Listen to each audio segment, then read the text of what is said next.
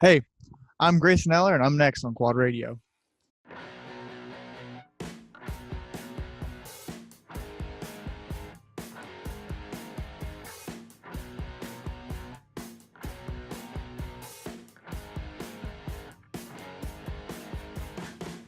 Hello and welcome to the Quad Radio Roadshow as we continue here from beautiful Salisbury, North Carolina, and the home headquarters of Phoenix Racing Honda. And of course, our guest here today is ATV Motocross and soon-to-be GNCC star Grayson Eller. And Grayson, welcome to Quad Radio. I know we get a chance every once in a while to stop down and say hi and check in with what's going on. And I guess we say hello and welcome to 2019, man. A big season on the horizon, it looks like.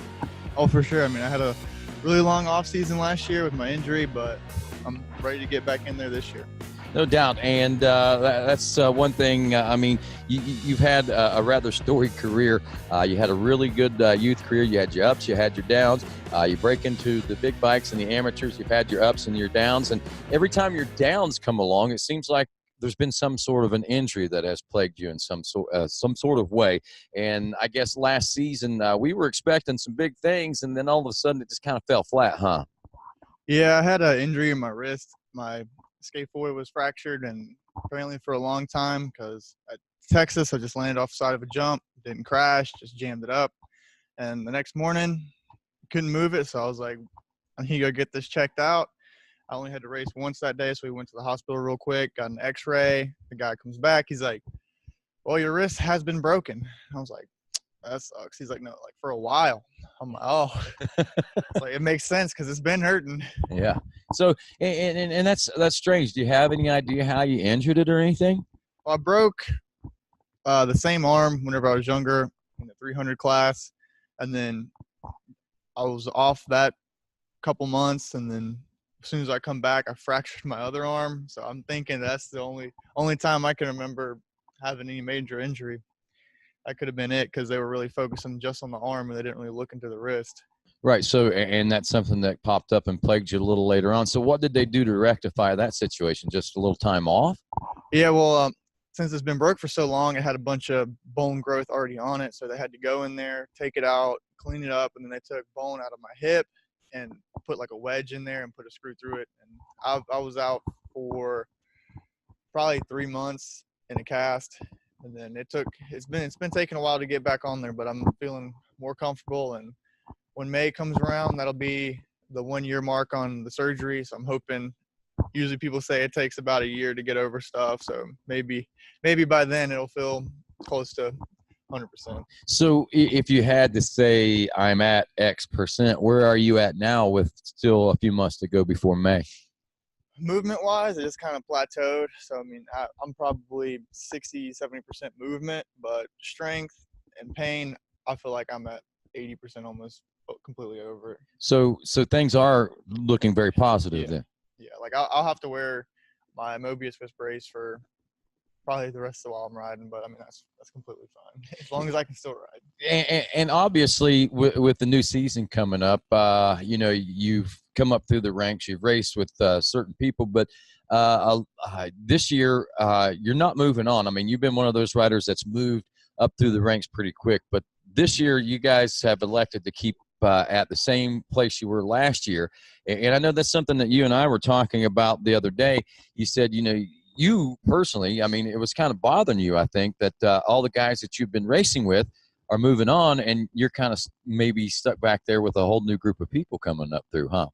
Yeah, I feel like I'm being left behind because it's not going to be riding with the guys I've been riding with my whole career, and it's just feeling like I'm taking a step backwards while everybody else is taking a step forward. I'm trying to look at it a different way, but I mean, it's still not good, but hopefully I just can get over it and get to the next season and hopefully catch up with them. Well, I mean, who are we talking about? I mean, the group of guys. Who are you mainly talking about?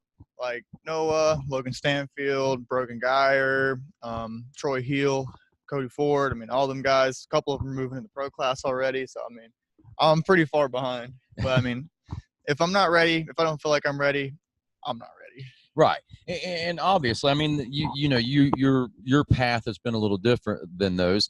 And at the same time, I mean, it almost has to be I mean, and this is something we talked about, it might be good for you at this particular point, because, I mean, when you talk about the competition that, you know, that you've been racing with throughout your entire career, dude, those are the guys, the elite of the sport. I mean, those are the guys, whenever you start talking about whatever class you guys have been through, you know, you guys are the ones that everybody talks about. And, you know, they had the last couple of years or so to really do that advancement. And so this might be a good thing for you. Yeah, I mean, going up with them, it's always like you're going into the class. It's just like, who knows where you're going to be? It's all about the start.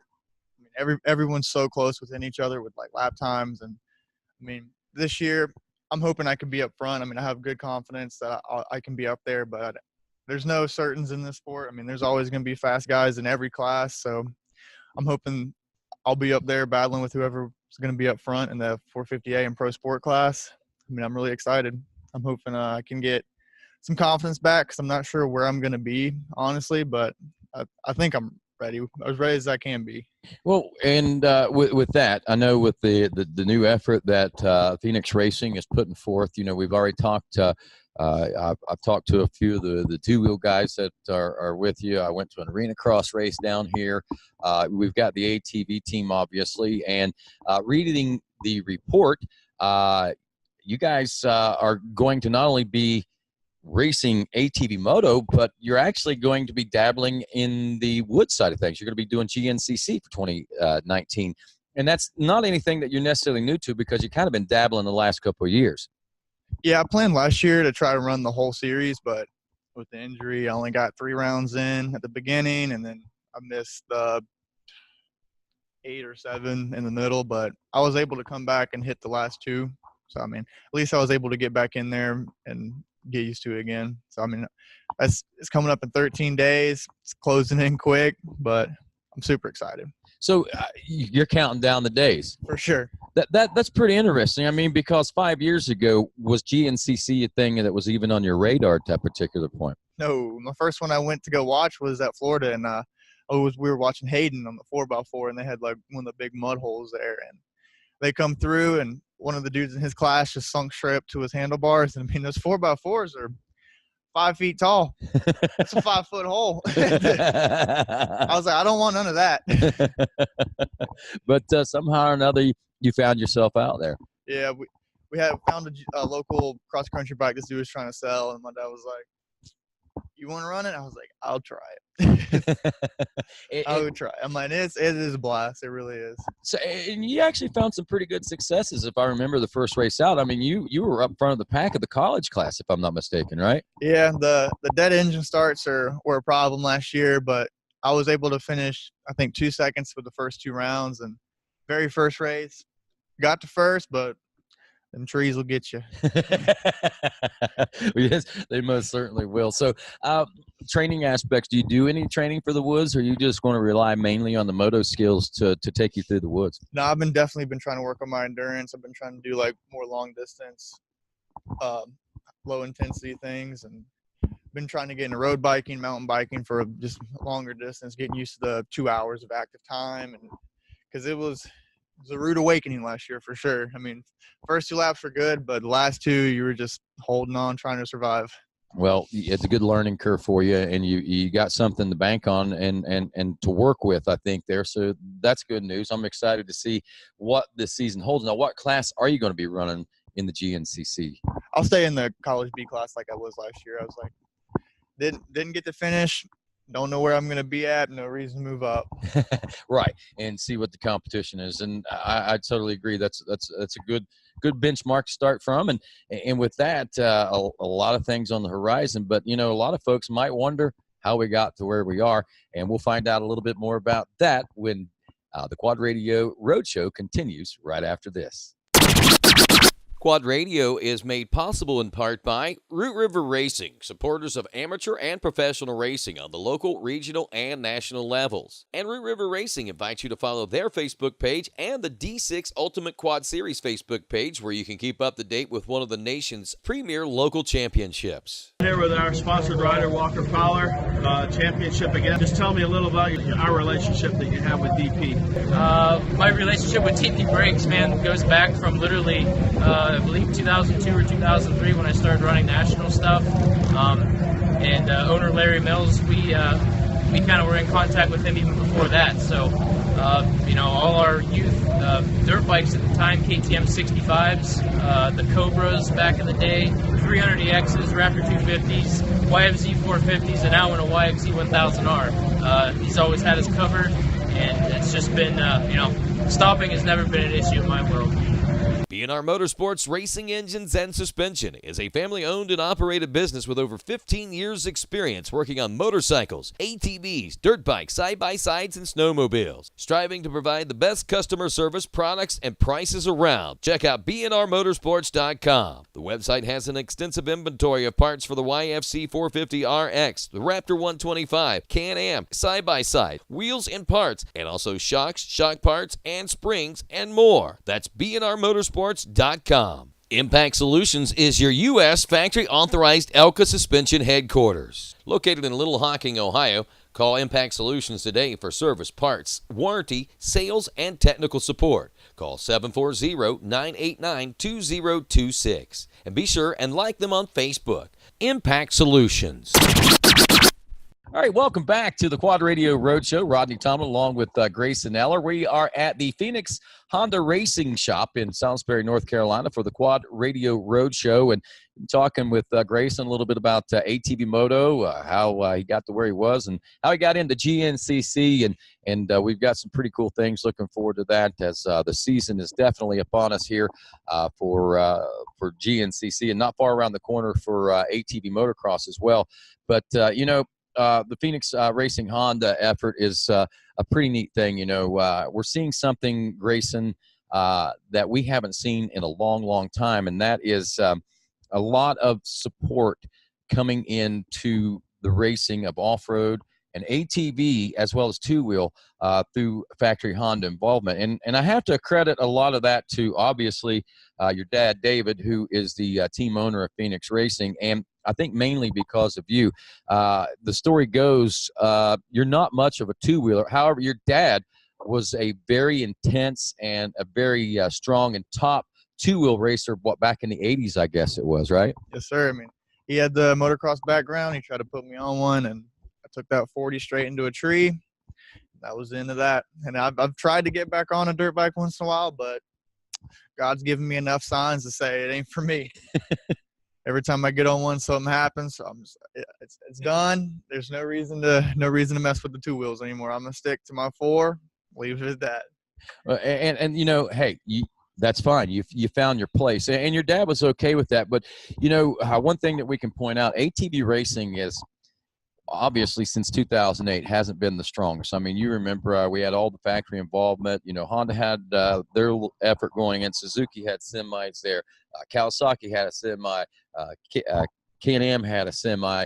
Yamaha had their support there with their semi. I mean, it was amazing what kind of atmosphere it was. And then after the economy crunch in 2008, everything just kind of died off. We've got one manufacturer right now of ATVs, and those are Yamaha, but still Honda is such a proven quality product. They've been around for so long that there's so many out there still that folks like you are able to get those, and you're able to get new parts and stuff from Honda the Honda folks, and you're building and still racing the Hondas today. Honda recognizes that, and they put an effort toward the program that you guys are running here this year. Yeah, I mean, I was so pumped to hear we actually got the factory support this year. I mean, that's amazing to say, and it's being able to have the bike guys under here too is awesome. I mean, all of us coming together just makes us just one great, powerful unit, and it's getting to meet new people is always a good thing.